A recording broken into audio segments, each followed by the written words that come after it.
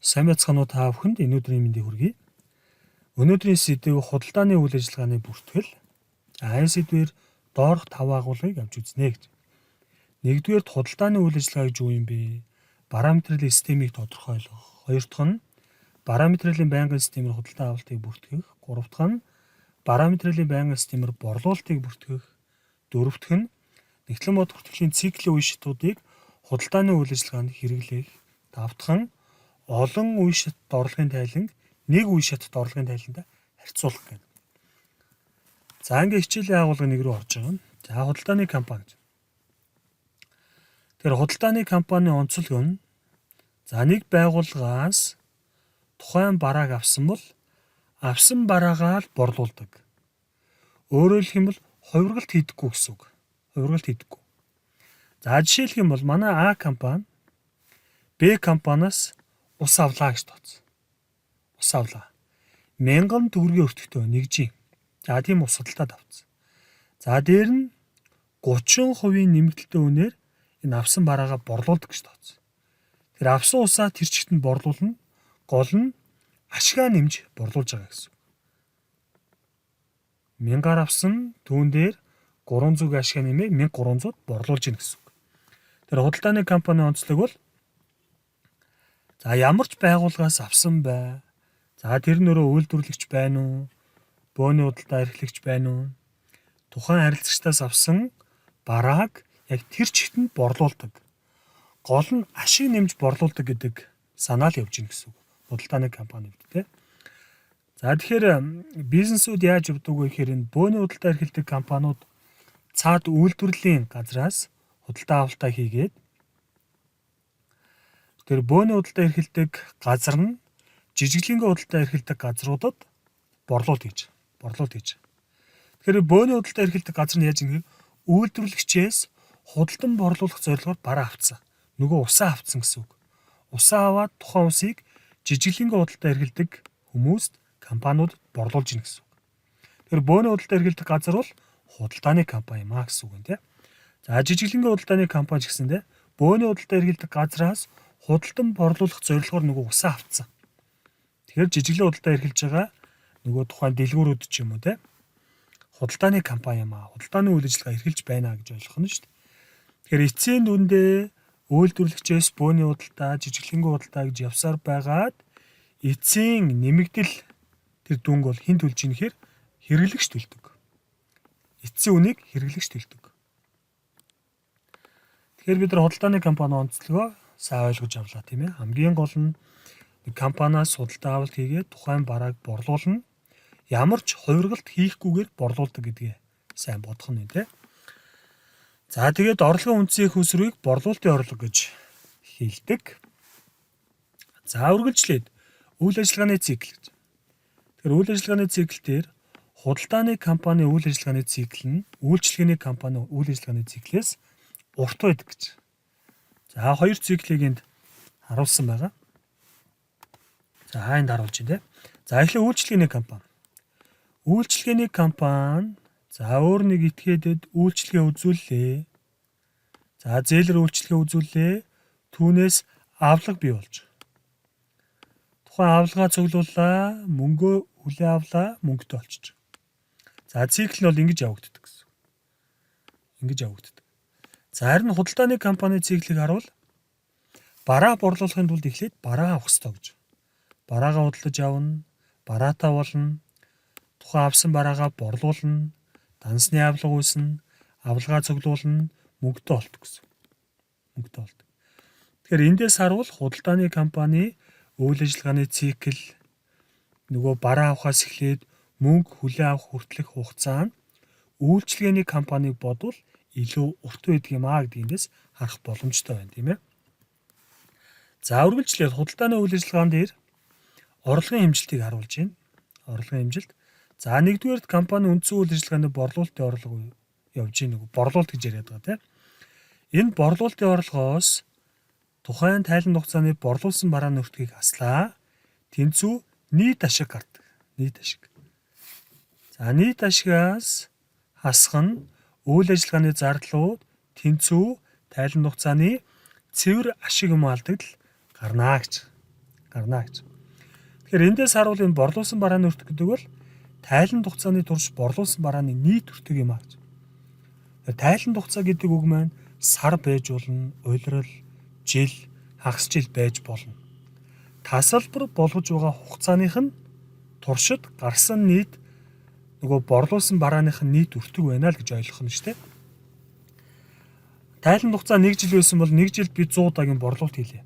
Тэгэхээр 100 удаагийн борлуулалтын өртгийн нээлтбэрийг орлогын тайлан дээр бид нэр борлуулсан барааны өртөг гэж толилуулдаг гэсэн үг тийм ээ.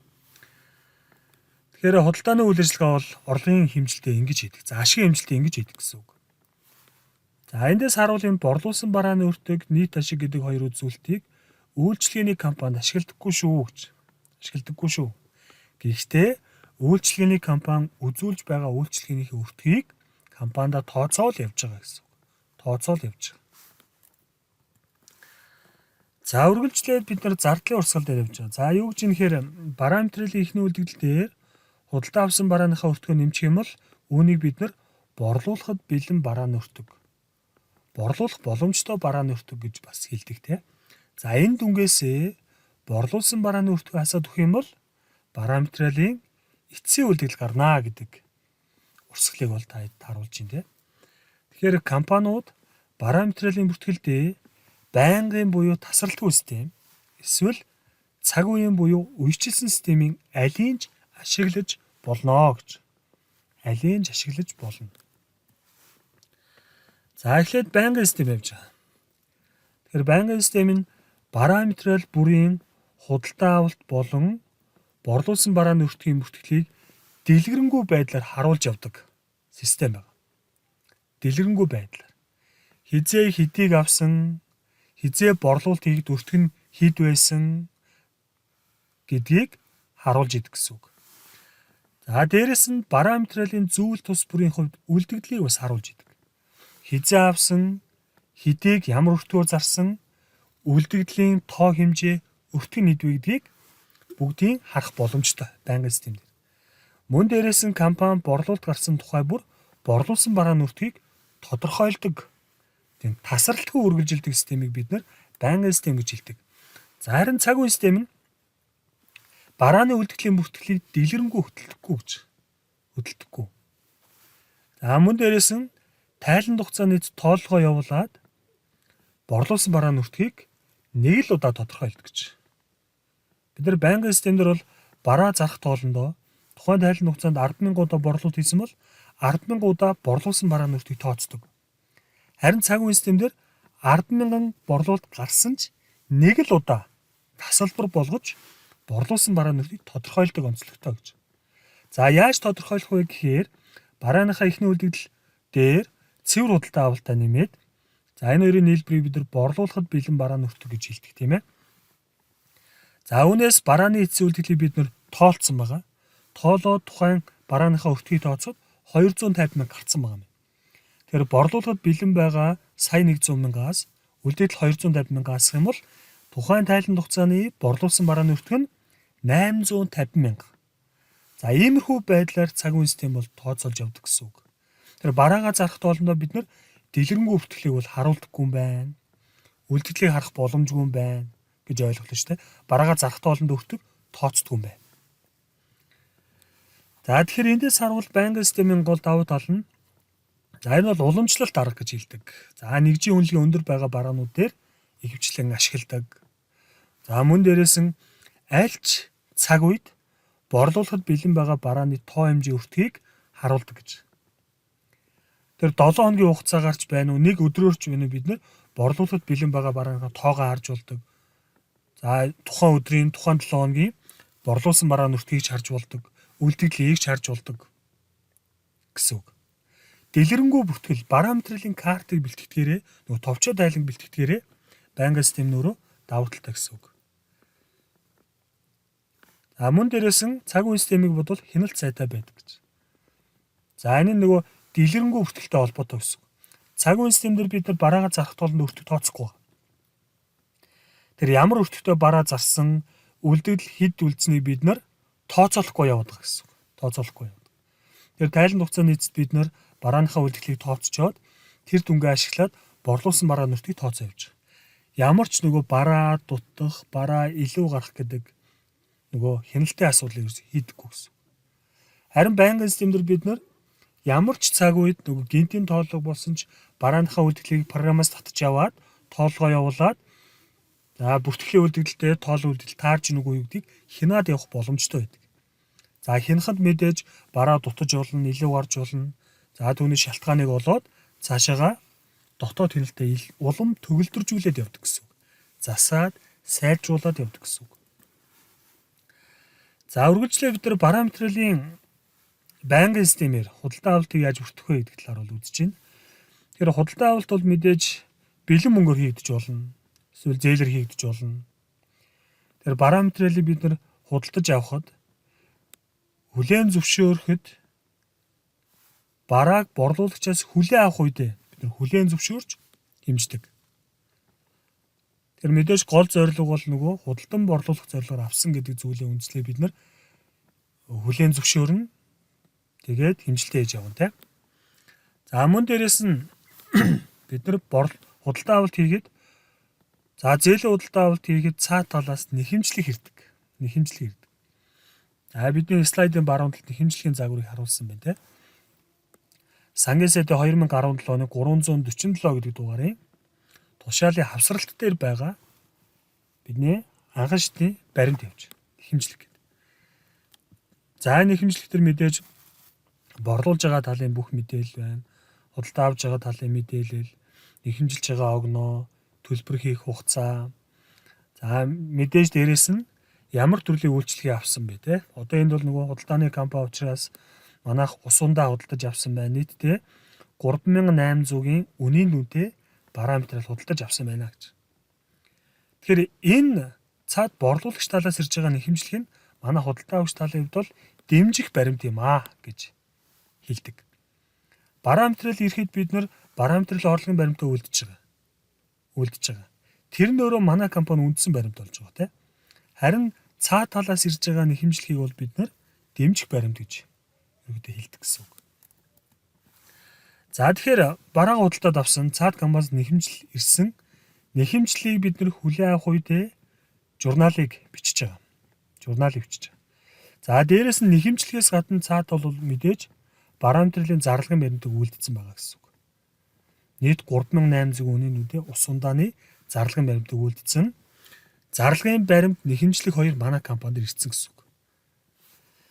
Тэгэхээр манай компанид бараагаа хүлээж авахдаа бараа материалын байнгын системээр дебет талдаа бараа материал 3800, кредит талдаа дансны өрн 3800 гэж хүлээн зөвшөөрөөд хэмжинэ гэсэн үг.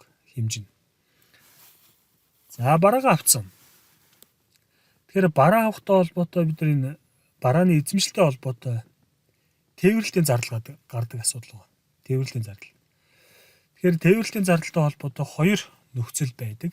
Тэр нь юу вэ гэхээр эхнийх нь POB ачуулах цэг, хоёр дахь нь POB хүрэх цэг гэж. Тэгэхээр POB ачуулах цэг нь энэ борлуулагч талаас барааг ачуулчихвал юм бол барааны эзэмшил шууд худалдаа авагчид шилждэг. Бодитоогоор худалдаа авагч талд ирээгүй ч гэсэн яг энэ цэг дээр худалдаа авагч шууд шилждэг. Эзэмшил худалдаа авагчид очсон юм чинь тухайн худалдаа авагч нь тээврийн зардлаа төлж явдаг гэсэн үг. За харин POB хүрэх цэг дээр борлуулагч тал нь бараа материалыг хүргээд өгчгөл юм бол эзэмшил худалдаа авагчид шилждэг гэсэн үг. Тэгэхээр энэ замд яваа бараатай холбоотой борлуулагч талын төлж байгаа тээврийн зардлыг бид нар үйл ажиллагааны зардлаараа борлуулагч тал нь бол бүртгэж явна гэж. Тэгэхээр энэ хоёр цэгээс хамаарат худалдаа авагч талын бараа юм уу, борлуулагч талын бараа юм уу гэдэг эзэмшил тодорхой болно. Эзэмшил тодорхой болчих юм бол бид нар тухайн бараатай холбоотой зардлуудыг хүлээн зөвшөөрөх тал нь тодорхой болно гэсэн үг. Эзэмшлээс хамаараа тийм. За тэгвэл 5 сарын 6-нд Сон компани тээвэрлэлийн зардал 150 мянга төлсөн байгаа юм.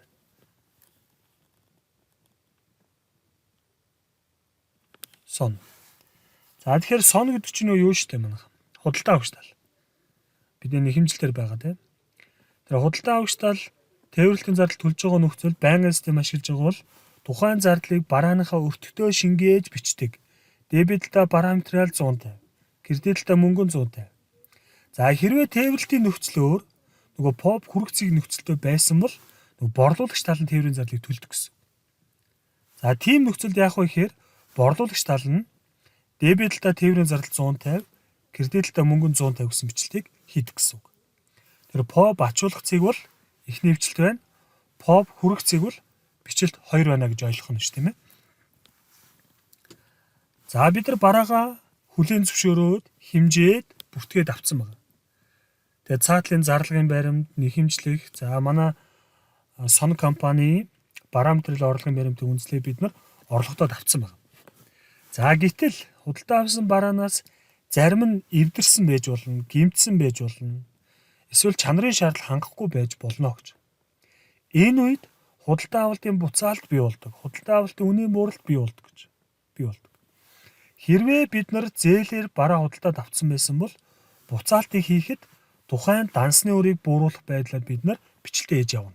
Худалдаа авалтын буцаалтан дээр. Хэрвээ бэлэн мөнгөөр худалдаа авалт өмнө хийсэн байсан бол тухайн буцаалтыг мөнгөө нэмэгдүүлэх байдлаар бол бүртгэж явна гэж. За худалдаа авалтын үнийн бууралт гэдэг нь зарим барааны үнийг бууруулах замаар худалдаа авагч бараагаа авч үлддэг ийм тохиолдол байж болно гэж. Тэгээ энэ бол бодитоогоор бараа буцахгүй гэсэн үг.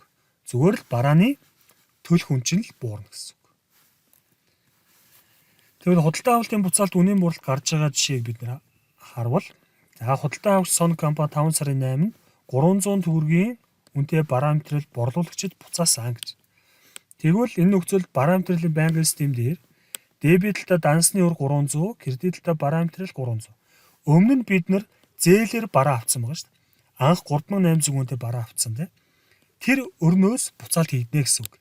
Хэрвээ өмнө нь бараа бэлнээр авсан байсан бол манай компани мөнгө ороод ирэх хэрэгтэй байхгүй юу? Энэ зээлээр авсан байсан учраас өрөө бууруулах байдлаар бичнэ. Тэр бараа материалын байнгын систем дээр худалдаа авалтын буцаалтыг бараа материал дансаа бууруулан бичиж байна тийм ээ. За энэ дээр асуулт харагдаж байна. Юу гэж юм гэхээр байнгын системийн үед худалдаа авагч нь гэмтэлтэй барааг буцаахад кредитлээ ямар дансанд бүртгэх вэ гэж. Тэгэхээр бараа материалын байнгын систем дээр худалдаа авалтын буцаалт, хөнгөлөлт, үнийн бууралт гарсан ч бид нар зөвхөн бараа материал гэдэг дансыг бууруулан бичдэг. Өөрөөр хэлэх юм бол зөв хариулт нь D гэсэн үг тийм ээ. За цаашаа явлаа. Худалдаа авалтын хөнгөлөлт үүсвэл яах вэ гэж. Тэгэхээр энэ нь нөгөө борлуулалтын хөнгөлөлтийг эсрэг тал гэсэн үг байхгүй юу? Юу гэж нэгээр борлуулагч тал нь авалгаа хурдан цуглуулахын тулд худалдаа авагчид санал болгодог нөхцөл. За тэр нөхцөл нь бидний мэддгээр нөгөө 2.N30. За 3.15N40 ч юм уу тийм. Энэ нь за борлуулагч талын нөхцөл байна гэсэн үг. Борлуулагч талын. Энэ нөхцөл тавьж өгснөөрөө яадаг вэ гэхээр борлуулагч тал нь авалгаа хурдан цуглуулдаг. Харин худалдаа авагч тал нь бол мөнгөө хэмнэж чаддаг. Өрөө хурдан төлөөд хэмсэн мөнгөөрөө дараачийн худалдаа авалтанд ашигладаг, өөр зүйлд мөнгөө зарцуулдаг тийм хэмнэлтийг бий болгож. Харин борлуулагч тал нь дансны авалгыг бэлэн мөнгө рүү хөрвүүлэх замаар үйл ажиллагааны циклийг богиносгодог гэдэг нь илүү хурдан хугацаанд авалгаа авдаг гэсэн. Тэгэхээр энэ нөхцөлийг бид нар бас авалгаа хурдан цуглуулах хамгийн сайн арга гэж бас хэлдэг. Хамгийн сайн арга. Тэгэхээр энэ нөхцөлийг тавиад өгч юм бол худалдаа авагчид яадаг вэ? Аль болох хөнгөлөлт эдлэхийн тулд мөнгө хурдан төлдөг. За тэгэхээр ямар нөхцлүүд байж болох вэ гэдэг. За өмнөх слайд дээр гарсан 2.N30 гэдэг нөхцөл байна. 30 хоногийн дотор мөнгөө төлөх ёстой юм байна. Хэрвээ 10 хоногийн дотор төлбөрөө барагдуулчих юм бол 2% мөнгө хөнгөлөлт эдлэнэ. За эсвэл 1.EOM гэдэг нөхцөл байж болно. Дараагийн сарын эхний 10 хоногт төлбөрөө барагдуулчих юм бол 1% хөнгөлөлт эдлүүлнэ гэдэг асуудал байна. За гурав дахь нь N10EOM гэж.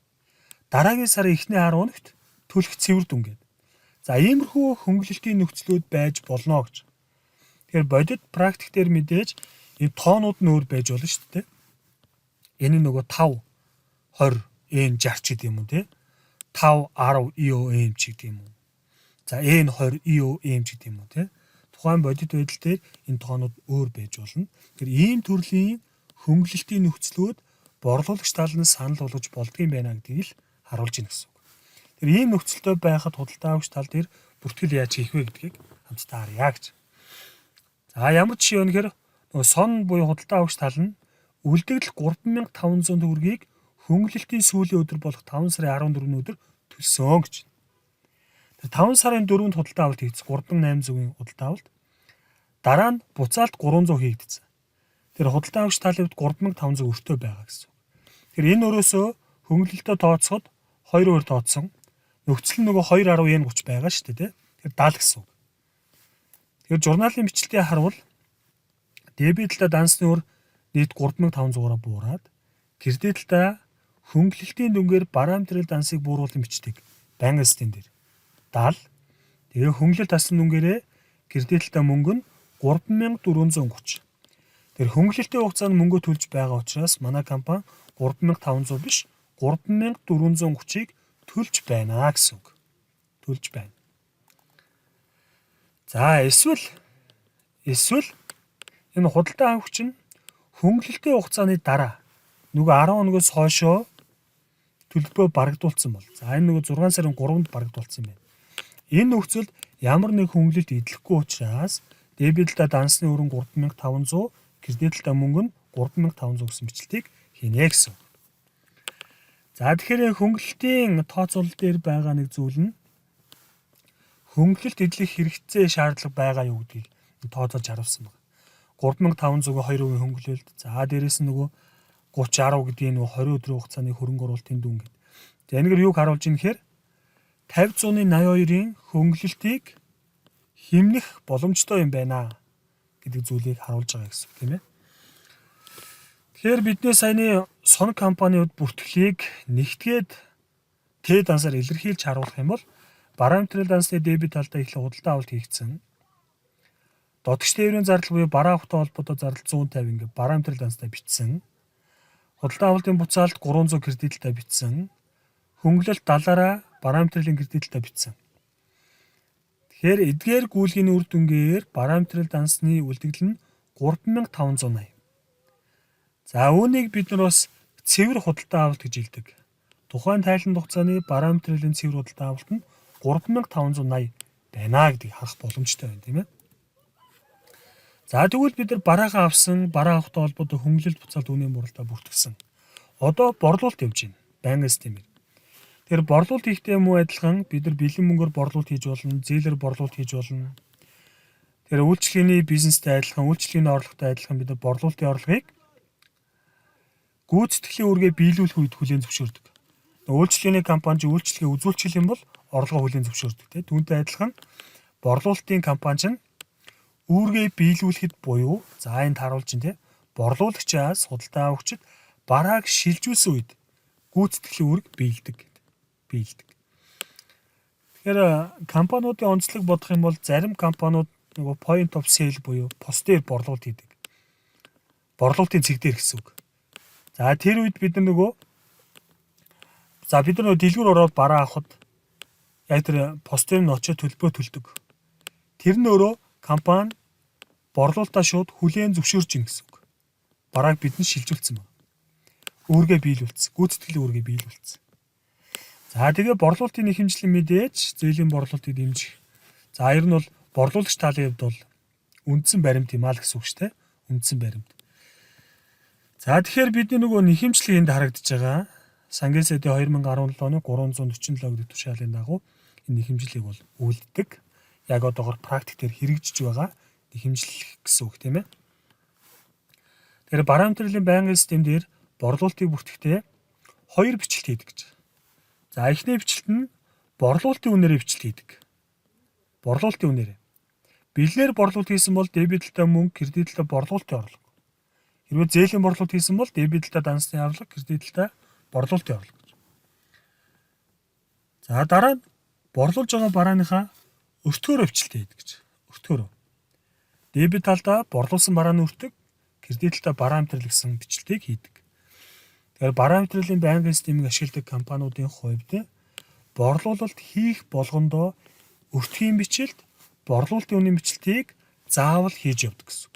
Борлуулалт хийх тоолондоо 2 журналын бичил байнга хийгднэ гэж ойлгох нь шүү, тийм ээ. За тэгвэл хэвтүүлээ. Мөн компани гэдэг нөгөө борлуулагч тал нь, тийм ээ. 5 сарын 4-нд сон компанид 3800 үнэтэй бараа материал зээлээр борлуулсан гэж. Тухайн борлуулж байгаа барааны өртөг нь 2400 байна гэж. За энэ үед бид нар банк систем ашиглаж байгаа учраас эхлээд борлуулалтын үнээр бичиж байгаа. Дебитлээ дансны авлага 3800, кредитлээ борлуулалтын орлого нь 3800. За хоёр дахь хүчлэлтэнд өртгийн бичлэлт байна. Дебитлээ борлуулсан барааны өртөг 2400, кредитлээ бараа материал 2400 гэсэн бичлэлтийг хийнэ гэж. Энэ бол бараа материалын банк систем ашиглаж байгаа нөхцөлд борлуулалтыг бүртгэх журналын бичлэлт. За тэгэхээр борлуулалт хийсэн юм чинь борлуулалттай холбоотой ямар нэг буцаалт, үнийн буралтууд гарч болно гэж.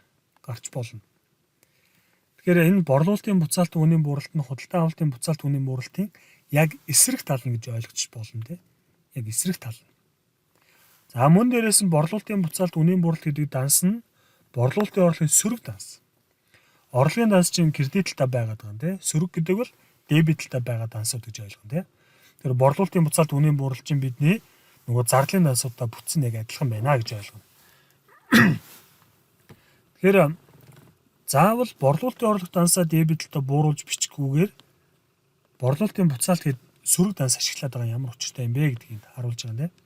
За юу гэж юм нэхэр хідэн борлуулж байгаа нөгөө борлуулалтын хэдэн өв нь буцаж ирсэн бэ гэдгийг бид нар хэмжих боломжгүй.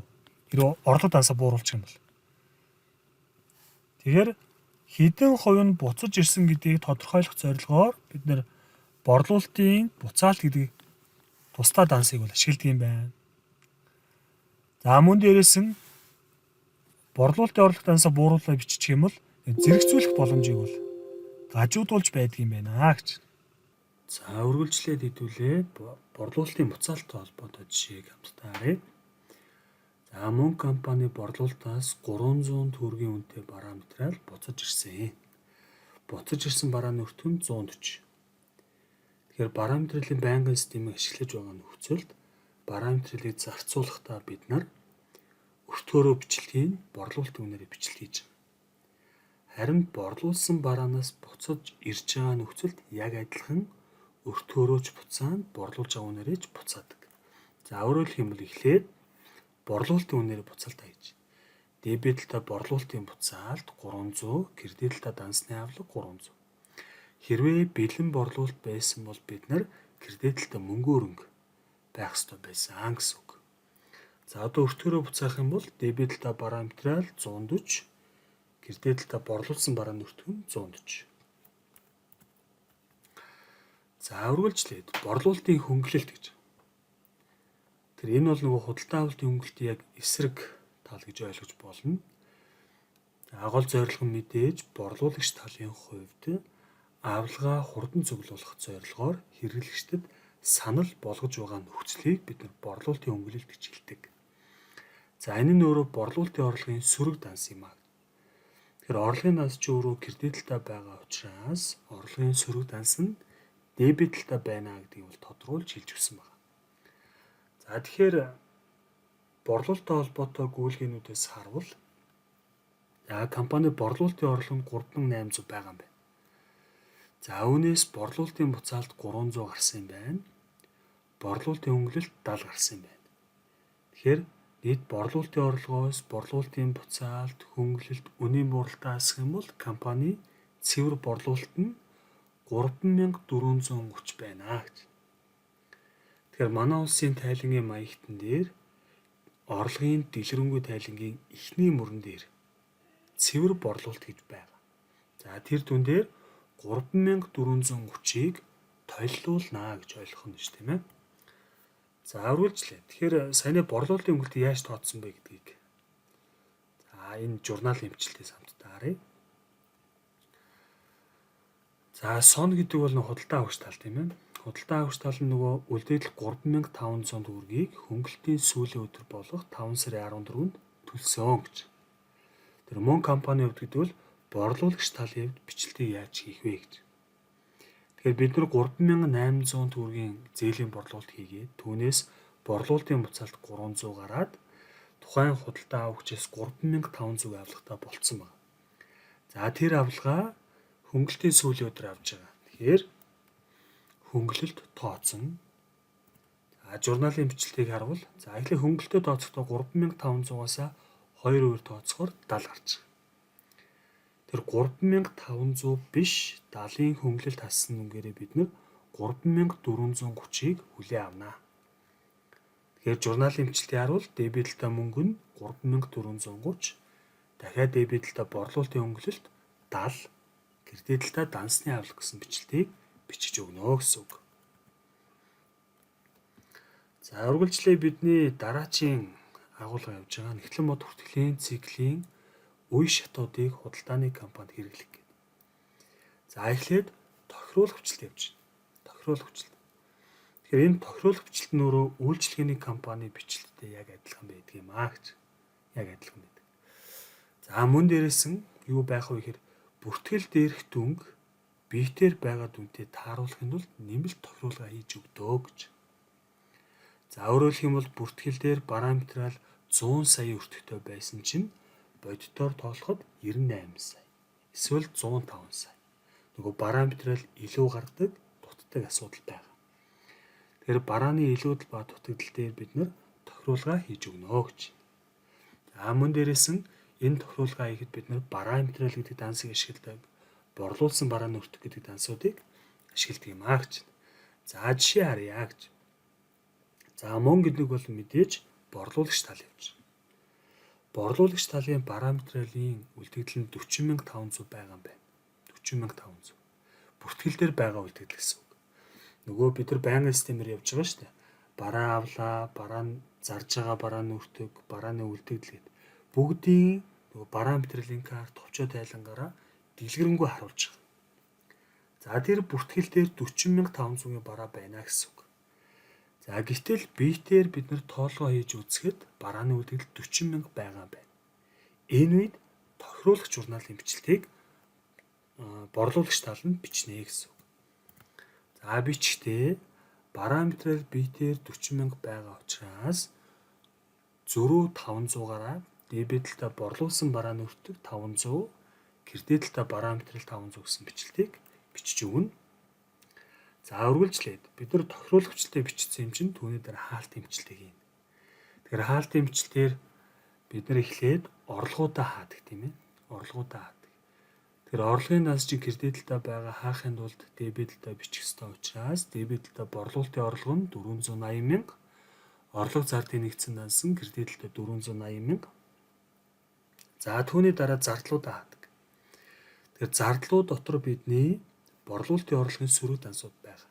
Нөгөө борлуулалтын буцаалт, борлуулалтын хөнгөлөлт гэдэг дансууд байгаа. За мөн дээрээс нь тайлан хугацааны бүх зардлуудаа хаасан баг. Борлуулсан барааны өртөг, цалингийн зардал, тээврийн зардал, сурталчилгааны зардал, ашиглалтын зардал, электийн зардал, даатгалын зардал. За бүгдийг хаахад тухайн тайлан хугацаанд компани 450,000 зардалтай байсан гэдэг нь бол харагдаж байна. За энэ бол алхам 2. За 3 дахь хаалтын бичлэлт бол мэдээж 1-2 дээр үүссэн байгаа орлого зардлын зөрүү байх ёстой. Тэгэхээр 480,000 орлого олцсон, 450,000 зардал гарсан гэдэг бол компани ашигтай ажилласан байна. Тэгэхээр энэ ашгийг хуримтлагдсан ашиг данс руугаа хаадаг. Журналын бичлэлтэй бичвэл дебет талдаа орлого зардлын нэгдсэн данс 30,000, кредитэлтэй хуримтлагдсан ашиг нь 30,000. За үргэлжлээд хаалтын бичлэлийн 4 дахь алхам бол ногдол ашиг яадаг. Ногдол ашиг бид нэр зарлахтаа дебетэлтэй ногдол ашиг явцсан байна. Тэгээ тайлан хугацааны төгсгөлд ногдол ашиг гэдэг төр дансаа бид нэр хуримтлагдсан ашиг данс руугаа хаадаг. Тэгэхээр журналын bitэлтэй бичвэл дебет талдаа хуримтлагдсан ашиг нь 15,000, кредитэлтэй ногдол ашиг нь 15,000 гэсэн байдлаар бид нар хаалтын бичлэлтэй хийгээд дууслаа гэж. За ингээд үл хаалтын эмчилтэй холбоотой нэг жишээ дасгалыг хамтдаа ажиллая. За юу гэж нэхэр сор гэдэг спорт хувцсны дэлгүүрийн 12 дугаар сарын 31-ний шалгах баланс дээр байгаа мэдээллүүд өгсөн байгаа юм. Параметрал 25,000, орлого нь 162,400, буцаалт нь 4800, хөнгөлөлт 3600 гэл.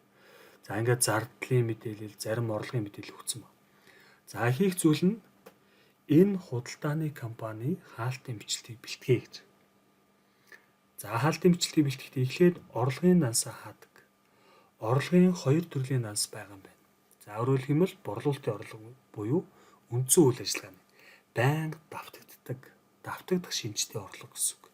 Яг хувцас борлуулаад олж байгаа орлого гэсэн үг байхгүй юу? Тухайн компани онцлогоо бодох юм бол тийм.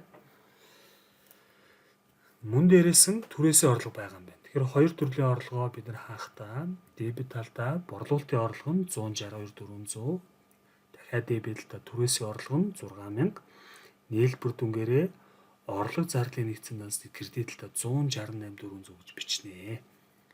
За үүний дараа алхам 2 бол мэдээж бүх зардлуудаа хааж бичнэ. За зардлууд дотор мэдээж нөгөө борлуулалтын орлогын сөрөг дансууд байгаа. Борлуулалтын буцаалт, хөнгөлөлт гэдэг. За эдгээр дансуудыг харвал нийтдээ 151,000 байгаа юм байна гэж. 151,000.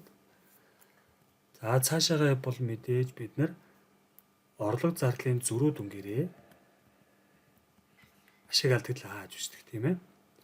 Өөрөөр хэлбэл орлогч нь 168,400 гэдэг чинь хэдүүлээ ингэж бичих юм бол 168,400 асуун 151 гэдэг бол 17,400 ашигтай байна гэдэг. Тэгээ тухайн ашигыг бид нар дебет талдаа орлого зардлын нэгдсэн данс, кредит талдаа хоримтлагдсан ашиг гэсэн байдлаар бол бичиж явдаг юм гэсэн худалдааны компани хаалт дэмжил тийм ээ. За үргэлжлээд дараачийн агуулга олон үе шатад орлогын тайланг нэг үе шатад орлогын тайлантай харьцуулах гэж. За эхлээд олон үе шатад орлогын тайланг бол харуулж байна. Тэгэхээр энэ тайлан яадаг вэ гэхээр ашиг алдагдлыг олон янз хэлбэрээр буюу нийт ашиг алдагдлыг тооцож харуулдаг, татврын өмнөх ашиг алдагдлыг тооцож харуулдаг, цэвэр ашиг алдагдлыг тооцож харуулдаг. За мөн дээрээс нь үндсэн болон үндсэн бус үйл ажиллагааг ялгаж харуулдаг онцлогтой юм гэж. За ингээд үлээ олон шатд орлогын тайлангийн загварыг харъя. За эхлээд нөгөө борлуулагч компани байна те. За эхлээд цэвэр борлуулалтыг харуулж байна. Цэвэр борлуулалтыг тооцоолохдоо эхлээд борлуулалтын орлогоосоо борлуулалтын буцаалт, хөнгөлөлт, үнийн бууралт бил хасдаг. За бидний тооцоолоор 460,000-ын цэвэр борлуулалтад ажилласан юм байна гэдэг эндээс харах боломжтой байна. За хоёр дахь нь нийт ашгийг тооцож байгаа. Тэгэхээр нийт ашиг гэдэг бол бид нар нийт ашиг шүү манайхаа. Нийт ашиг тийм ээ. Борлуулалтын нийт борлуулалтаас буцаалт, хөнгөлөлт, үнийн бууралтаа хасаад цэвэр борлуулалт үүссэн байна. Энэ цэвэр борлуулалтаас борлуулсан барааны өртгөө хасаж өгнө. Тэгэхээр компани нийт ашиг нь 144,000 байна гэдгийг бол тайлан дээрээс харах боломжтой байна. За дараа нь компани үйл ажиллагааны зардлууд байна. Нийтдээ 6 төрлийн зардал үүссэн. За эдгээр зардлын нийлбэр 114,000 байна гэж харуулж байна. Тийм ээ. За үүний дараа үндсэн бус үйл ажиллагаа буюу бусад энэ орлоготой холбоотой, бусад зардал гарцтай холбоотой мэдээлэл өгсөн байгаа юм байна. За түүний дараа бид нар цэвэр ашиг алдагдлыг тооцдог. За яаж тооцож ийн гэхээр цэвэр борлуулалтаас борлуулсан барааны өртгөө хасгаар нийт ашиг. Нийт ашигаас үйл ажиллагааны зардлаа хаслаа. Үндсэн үйл ажиллагааны ашиг юм алдагдлыг тооцохдоо тэр дүн дээр бусад орлого зардлаа, бусад орлого олзоо нэмж өгөөд бусад зардал гарцаа хасаж өгөөд компани цэвэр ашиг юм алдагдлыг тооцогдно гэж. Тэгэхээр бидний жишээн дээр бол 31,600 ашигтай байна гэдэг бол харуулж байна тийм ээ. За хоёр дахь хэлбэр нэг үе шатад орлогын тайлан гэж. Нэг үе шатад. За энэ тайлан яадаг вэ? Компани нийт орлогоос нийт зардлыг хасаж толилуулдаг.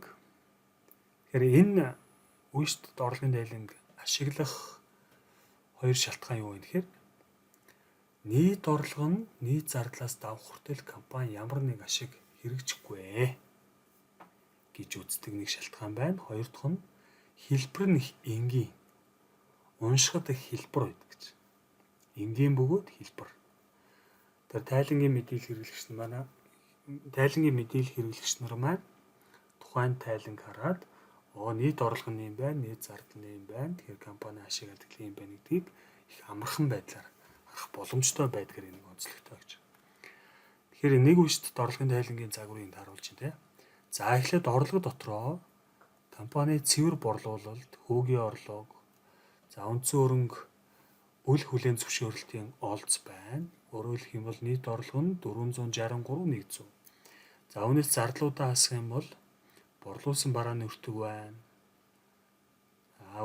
Үндсэн үйл ажиллагааны зардал, хөөгийн зардал, бусад зардлаа тооцох юм бол 432,000 байгаа юм байна. Тэгэхээр нийт орлогоосоо нийт зардлаа ингээ хасаад өгчих юм бол компани цэвэр ашигын алдагдал нь энд гараад ирж байгаа тийм. Тэгэхээр энэ жишээн дээр бол 31,600. Тэгэхээр олон үешт орлогын тайлангаар бэлтгэсэн ч нэг үешт орлогын тайлангаар бэлтгэсэн ч компани цэвэр ашиг алдагдал угаасаа адилхан байна гэсэн үг. Үр дүн бол яг адилхан. Нөгөө толилуулах хэлбэр нь өөр байгаад байна гэсэн үг. Өөр байгаад. За үргэлжлээ санхүүгийн байдлын тайлан дээр харах юм бол худалдааны компани онцлог мэдээж бараа байгаа. Худалдан борлуулах зорилгоор бараа материалыг худалдаж аваад түүнийгээ борлуулдаг. Нэмэлт хувиргалт, боловсруулалт хийхгүйгээр ашгаа нэмж борлуулдаг. Тэгэхээр энэ борлуулагч талын бараа материалын дүнг харуул ингээд 40,000 байна гэдгийг балансаас харах боломжтой байна тийм ээ. За үргэлжлээд бидний үндсэн 5 агуулгыг дуусч байгаа. Үргэлжлээ хавсралт 1 явж байгаа. Тэгэхээр худалдааны компаниуд ажлын хүснэгт хэрхэн бэлтгэх талаар явж байгаа. За юу гэж нэхэр энэ ажлын хүснэгт бэлтгэх үе шат нь үйлчилгээний компани ажлын хүснэгт бэлтгэх үе шаттай яг адилхан байна гэж. Бид нар өмнөх циклийг дуусгах гэдэг лекцэн дээр үзчихсэн тийм. Эхлээд компани мэдээж тайлан хугацааны ажил гүйлгээнүүдэд бүртгээд за түүний үр дүнгээр шалгах баланс гарнаа. Шалгах балансын дараа тохируулах хүчлэлтэй бичдэг. Түүний үр дүнгээр тохируулсны дараах балансаа бэлтгээд тохируулсны дараах балансаас бид нар орлого олз, зардал гарцтай холбоотой мэдээллүүдийг ашиглаад компани орлогын тайлан бэлтгэсэн. Харин байнгын нансны үлдэгдлээр балансаа бэлтгэж явсан тийм. Тэгэхээр тэр 5 алхамтай бол яг адилхан гэсэн үг. Яг адилхан. За үргэлжлээд бараа материалын байнгын систем үед худалдааны компани ашигладаг чухал дансыг улаанаар тэмдэглэсэн гэдэг. За хэдүүлээ ажлын хүснэгтийг яаж бэлтгэсэн талаар энд харъя тийм ээ. За мөн гэдэг бол нөгөө борлуулагч тал нь байгаа тийм. Борлуулагч тал. За борлуулагч тал нь тухайн тайлан хугацаанд ажил гүйлгээ гараад тухайн дансны нөлөөлөл дээр байгаа үлдэгдлийг харуул энэ шалгах баланс гэдэг баган дээр харагдаж байгаа гэсэн үг. За энэ баг нь маань 599,400-аар тэнцэж байна гэж тэнцэж байна. Тэгэхээр энэ баган дээр байгаа мэдээллүүдийг харуул худалдааны компани онцлог болох ихэнх гүйлгээг гардаг дансуудыг харуул энэ бараа гэдэг данс байна 40,500, борлуулалтын орлого гэдэг данс байна. Борлуулалтын орлогын сөрөг данс, борлуулалтын буцаалт, хөнгөлөлт гэдэг дансууд байна. Мөн дээрээс нь борлуулсан бараа нөртөг гэдэг данс харагдаж байна гэсэн үг. За үүний дараа ажлын үсэгт мэдээж тохируулах журналын бичлэлтэй бичдэг. Тэгэхээр эхний тохируулах бичлэлтэн дээр нөгөө бараа материалын үлдэгдэл бүртгэлтэр байгаа дүнтэй зөрсний улмаас бараа материалыг бууруулж байгаа бичлэлт энд хийгдсэн байна 500-аар. Өөрөөр хэлэх юм бол борлуулсан бараа нүртгийн дебет талдаа 500, бараа материалын кредит талдаа 500 гэсэн бичлэлт хийгдсэн тийм ээ.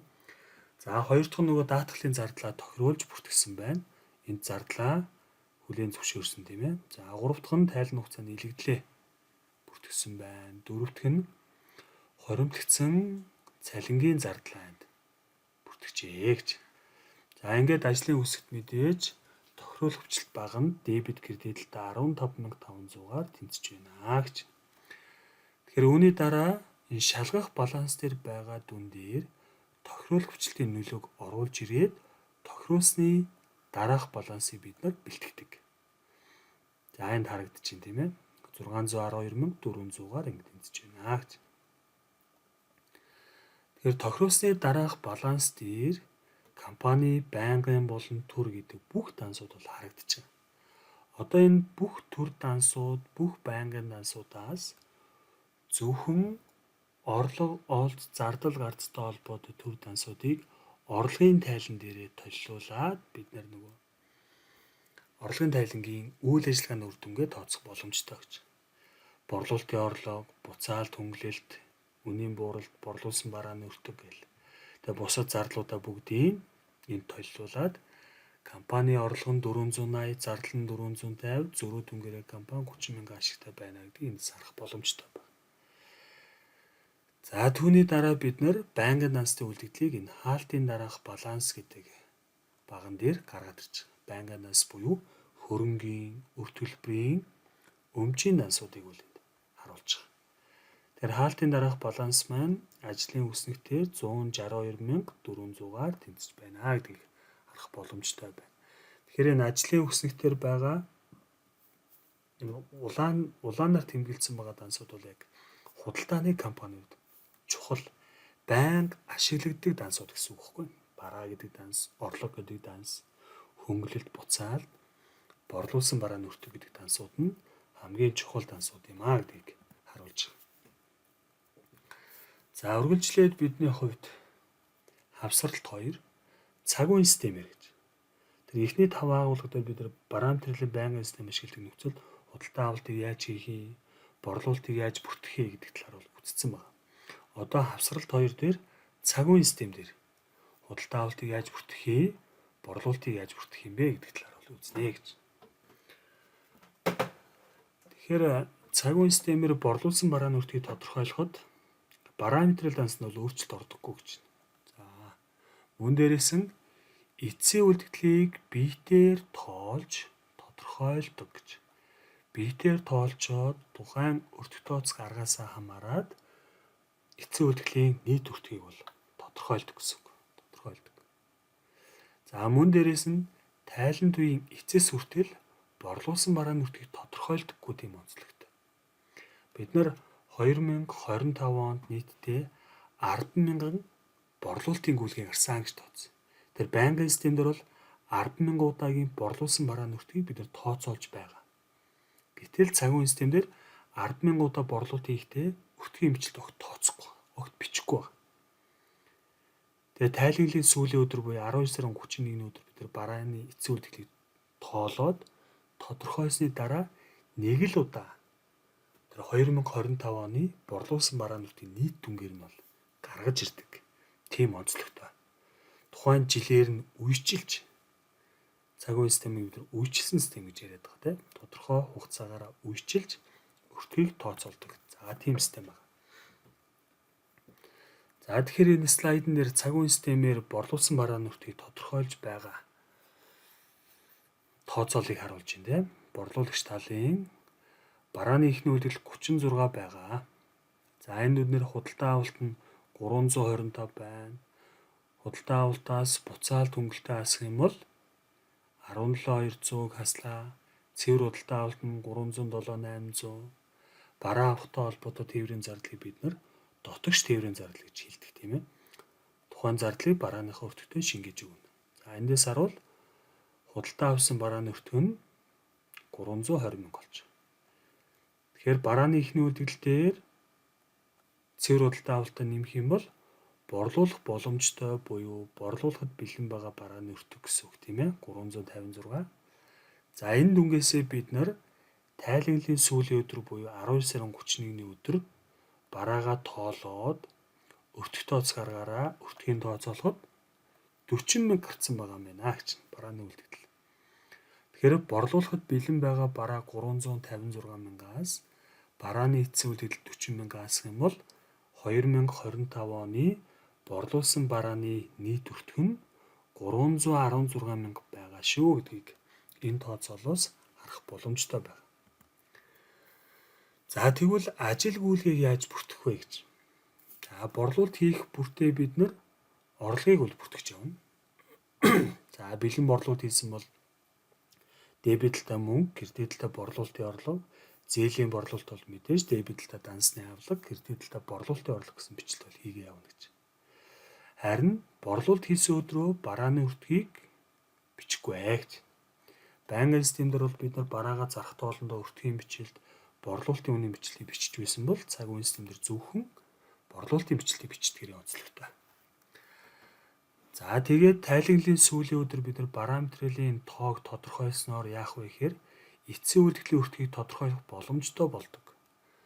За эцсийн үйлдвэрлэлийн өртгийг тодорхойлсон юм чинь борлуулахад бэлэн барааныхаа нийт өртгөөс тайлан хугацааны энэ барааны эцсийн үйлдвэрлэлийн өртгөө асах юм бол борлуулсан барааны өртгийг ингээд тооцох боломжтой байдаг гэсэн үг. Тооцох боломжтой. За мөн дээрээс нь худалдаа авалт хийх тоолондоо худалдаа авалт дансыг ашигладаг. Худалдаа авалтын буцаалт, худалдаа авалтын үнийн бууралт, худалдаа авалтын хөнгөлөлт, тээврийн зардал гэх мэт зүйлийг бид нар тус тусын дансанд бүртгэж явдаг. Бид нар параметрын байнгын системээр яасан бэхээр буцаалт, хөнгөлөлт, үнийн бууралтыг дандаа параметрын дансыг бууруулан бичсэн. За тээврийн зардлыг бол дебет талтай бараа гэдээ бичсэн байна. Харин цаг үеийн системээр тус тусын өөрөөр хэлэх юм бол худалдаа авалтын буцаалт гэдэг дансандаа бичнэ. Үнийн бууралт гарах юм бол худалдаа авалтын үнийн бууралт, хөнгөлөлт гарах юм бол худалдаа авалтын хөнгөлөлт, тээврийн зардал гарах юм бол тээврийн зардал гэдэг дансуудад тус бүртгэж явдаг шүү гэдгийг бол энд харуулсан байна. За ингээд хэдүүлээ жишээ авч үзье. Цаг үеийн системээр барааны худалдаа авалтыг бүртгэж байгаа. Тэгэхээр 5 сарын 4-нд сон буюу худалдаа авагч тал нь мон буюу борлуулагч талаас 3800 төгрөгийн параметрыг зээлэр худалдаа авсан гэж. Тэгэхээр байнгын системдэр бол дебет талтай параметр 3800, кредит талтай дансны өглөг 3800 гэсэн бичлэгийг хийж байсан. За тэгвэл цаг үеийн системдэр бид нар дебет талдаа худалдаа авалт гэдэг дансыг ашигладаг. Кредит талдаа дансны өглөг. За цаашаа явлаа. За тэгэхээр худалдаа авагч тал нь тээвэрлэлийн зардал 150-ыг төлсөн гэж. Параметрын байнгын системээр бол дебет талдаа бараа 150 гэсэн бичлэлийг хийж байсан бол цаг үеийн системээр тухайн зардлын дансандаа бичлэл хийж явдаг. Дебет талдаа тээврийн зардал гэсэн дансандаа бичлэл хийнэ гэж. За үргэлжлээд худалдаа авсан бараанаас буцаалт үүсэх юм бол тэгэхээр 5 сарын 8-нд бид нар борлуулагч компанид 300 төгрөгийн параметрыг буцаасан байна. Байнгын системээр бичгтээ кредит талдаа бараа гэдэг бичлэлийг хийсэн. За тэгвэл цаг үеийн системээр кредит талдаа худалдаа авалтын буцаалт гэдэг дансыг ашиглаж бүртгэл хийж явна гэж журналын бичлэлтэн тийм ээ. За үргэлжлээ хөнгөлтийг харвал за сон буюу худалдаа авагч тал нь үлдэгдэл 3500-г хөнгөлөлтийн хамгийн сүүлийн өдөр төлж байгаа. За энэ үед бид нар параметрын байнгын системээр бол кредит талдаа бараа гэдэг дансаа бууруулан бичижсэн бол цаг үеийн системээр худалдаа авалтын хөнгөлөлт гэдэг дансаа ашигладаг. Худалдаа авалтын хөнгөлөлт гэдэг дансаа ашигладаг. За ийм онцлогтой. За үргэлжлээд бид нар бараагаа авцсан байгаа. Одоо борлуулна. Тэгэхээр 5 сарын 4-нд борлуулагч компани худалдаа авагч тал 3800 төгрөгийн бараа зээлээр борлуулсан гэж.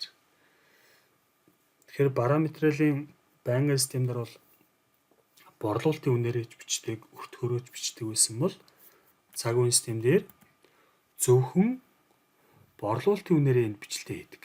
Дебет талдаа дансны авлага, кредит талдаа борлуулалтын орлого гэсэн бичлэлээ хийдэг.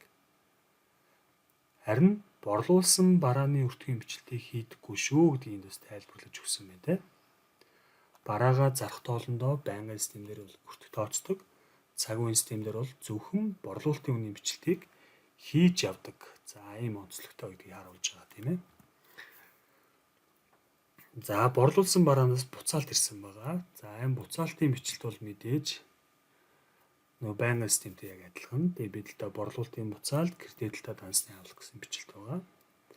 За борлуулалтын хөнгөлтийг харвал за нөгөө байнгын системийн бичлэлтэй яг адилхан тийм. Дебет талдаа мөнгө нь 3430.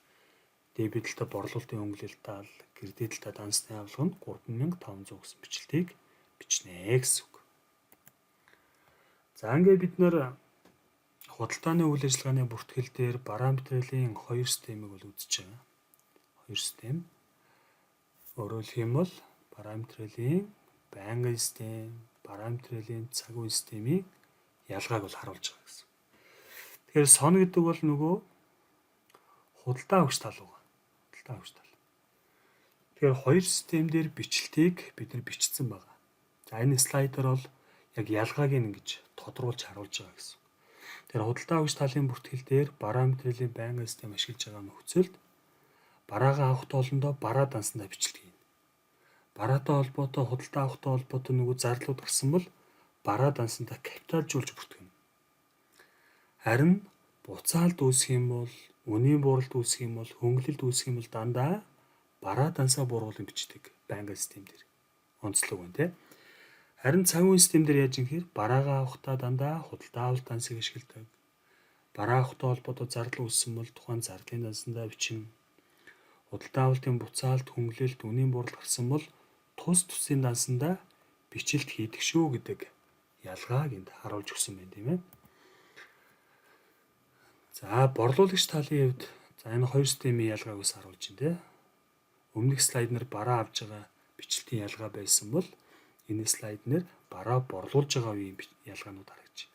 Тэгэхээр байнгын системнэр бол бараагаа зарахтаа өртгөөрөө бичдэг, борлуулалтын үнээрээ бичдэг гэж ярьсан байгаа. Харин цаг үеийн системээр зөвхөн борлуулалтын үнээрээ бичдэг гэдэг нэг ялгаа бол харагдаж байгаа.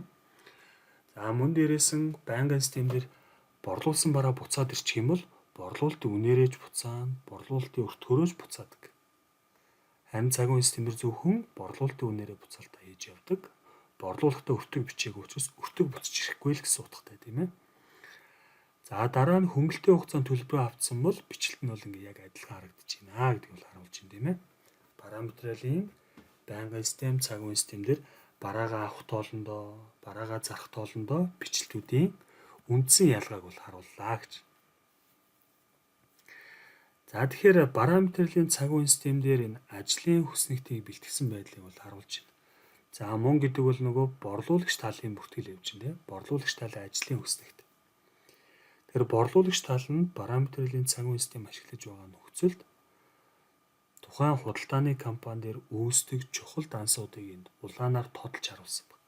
Бараа гэдэг данс байна, орлого гэдэг данс, орлогын буцаалт, орлогын хөнгөлөлт, худалдаа авалт, худалдаа авалтын буцаалт, худалдаа авалтын хөнгөлөлт, дотогш тээврийн зардал гэх мэт дансууд нь ингээ байнга давтагддаг маш чухал дансууд юм аа гэж. Тэр эдгээрийн нөгөө хүлээн зөвшөөрөлт хэмжилтүүдийг маш зөв хийчих юм бол худалдааны компани ашиг алдгалыг зөв тооцох боломжтой юм аа гэдгийг эндээс харах боломжтой байна тийм. Тэгэхээр ажлын үснэгт мэдээж шалгах баланс ингээд тэнцүү харагдаж байна. Тохирол хүчил тэнцүү байна. Тохируулсны дараахан тэнцүү. За компани ашигтай байгаа. За тэгээд хаалтын дараах нь 162 400 гэдэг харуулж байгаа тийм ээ. За ингээд анхаарал хандуулсан та бүхэндээ маш их баярлалаа.